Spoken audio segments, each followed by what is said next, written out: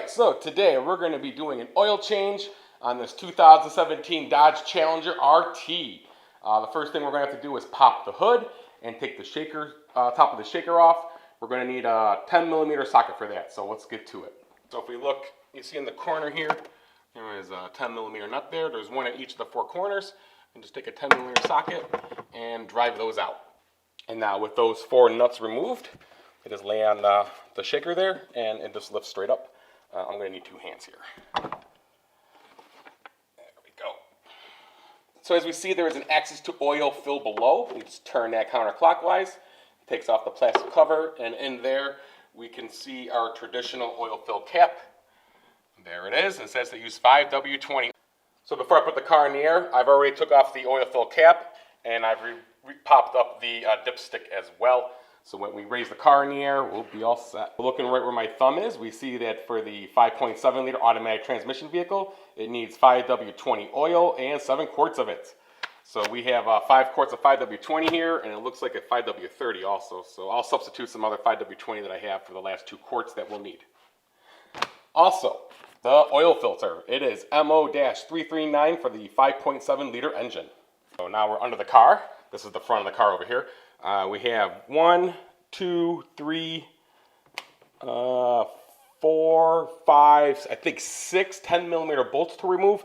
I'm going to tackle those now and I'll let you know. So there's 4 bolts to remove to get the guard off. So here is the oil drain. It is a 13mm on this car, so I'm going to break that loose now. I have a glove on because this is really hot still. You want to make sure the engine oil is at least warm and not just like been sitting cold. When you do this, it just helps it flow out better. Then just let all your oil drain out. Once all drained out, retighten it down to about 10 to 15 foot-pounds, just till it's snug. Take a look to the passenger side of the engine. Straight up, we will see the blue oil filter. We're going to get a wrench on that now, loosen it, and let it drain into the oil pan. I have one of these handy-dandy adjustable oil filters. It's adjustable, so you put it on the oil filter, and as you loosen it, it actually grabs the oil filter tighter to get it off. And it just takes a 3/8 ratchet to drive it. It loosened real easily, and I'm not getting a huge flood like I normally would. It's just kind of hanging there. So we're going to go ahead and take it off. I do have my glove on still because the engine oil is hot. Yeah.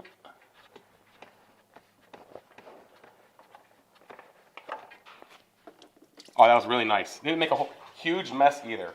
So draining the oil first really helped it this time. Usually when you take these off, it just goes everywhere. I usually just loosen it like you saw and let it hang there until all the oil stops dripping, but this one never dripped. So we'll just leave this there to finish off. It also looks like a pH 48 Parts Plus filter will work as well. At least that's what was on there from whatever Jiffy Lube place did it last time. But I did look online. This is the one you want, the MO-339. And all we're going to do is inspect it for the seal. Looks good. Make sure the center is threaded, and you should be good to go. Alright, so I've already primed the ring of the filter with used oil, like I said. And now I'm going to fill it up so we don't get a dry start. Fill a little at a time, and then as you go, you'll see it bubble down. You can keep adding more and topping it off until you're good to go. And do that now. I'm going to use a funnel, because I've done this before, and I had to go all over the place. So why not? And add a little and stop.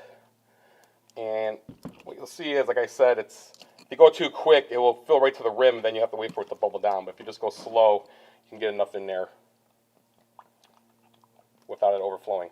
And I still got it all over the table.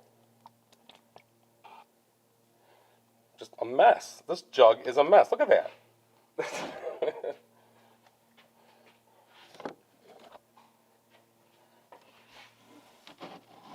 What the heck, Royal Purple? Make good oil, but we got to work on our jug design.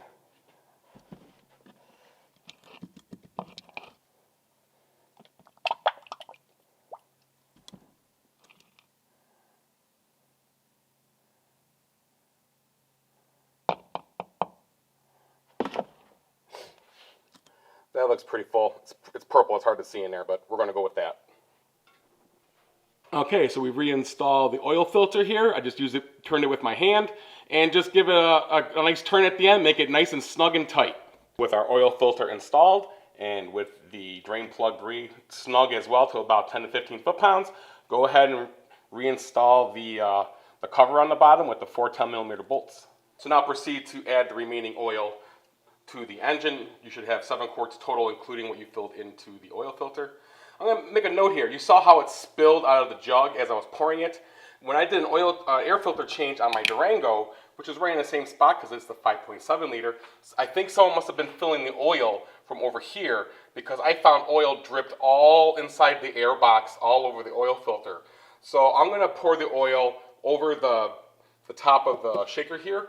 I'm also going to pour it sideways. It should help it not gurgle out, hopefully not run down the whole jug there. I am going to put a cloth down again though.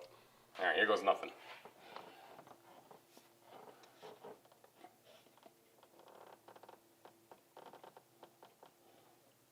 Oh, I think that's working much better.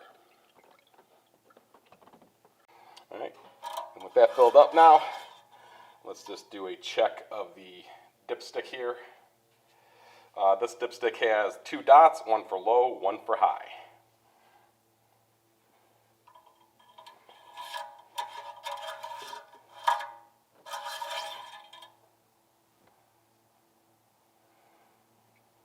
And I think we look good. We're just above, a little bit above the high mark it looks like, but the oil filter still has some room in it. And once we run the engine, we'll be able to get a better reading after driving it once. At that point, just check your oil again, make sure it's still at the high mark.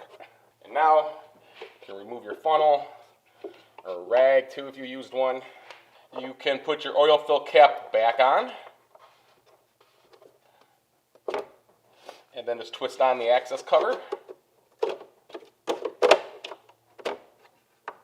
And reassemble the shaker hood with the 410mm nuts. I think it's kind of cool that you gotta take the shaker hood off to do the oil change. Makes you feel like you actually worked on the engine a little bit.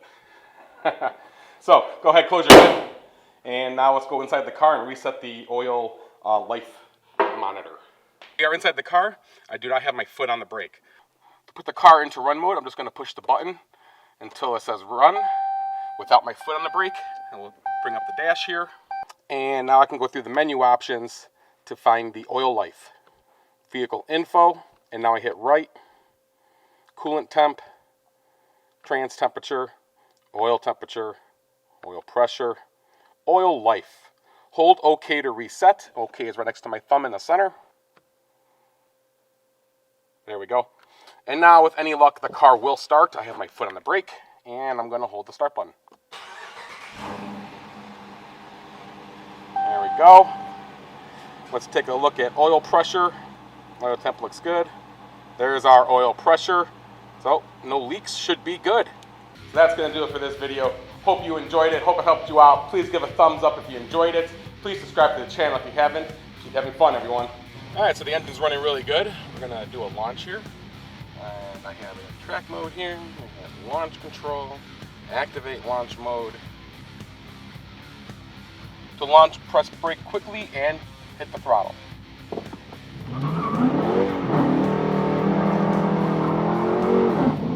Wow.